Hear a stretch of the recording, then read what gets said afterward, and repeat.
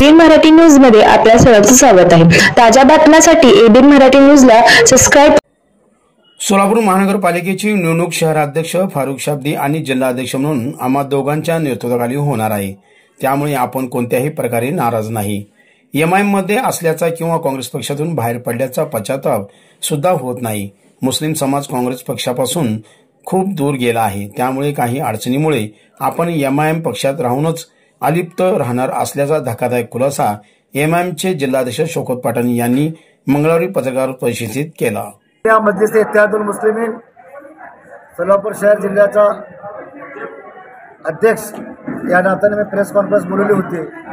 आपण आला, आपलं अभिनंदन आहे। परंतु महत्त्वाचा विषय असा होता की मी पत्रकारांना सगळ्यांना आवाहन केलं होतं की जिल्ह्याची बॉडी जाहीर करणार आहे, त्यासाठी आपण यावं। तर असं जिल्ह्याची बॉडीचं काही नावांमध्ये प्रॉब्लेम येत आहे, काही तालुक्यामध्ये नावं पुढं मागं पुढं तर होत आहे, चर्चा होत आहे। त्यासाठी मी हे पदाधिकारी जाहीर न करता पुढच्या वेळी जाहीर करणार आहे।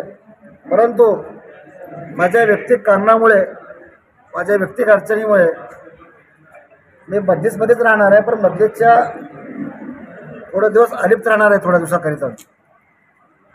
तर सगळ्याला विनंती आहे, ऑल इंडिया मजलिस इत्तेहादुल मुस्लिमीनचा मी कार्यकर्ता शिपाई म्हणून काम करणार आहे आणि पक्षातच राहणार आहे आणि पक्षाचा मी एक पाईप म्हणून काम करणार आहे, लोकांना जोडणार आहे।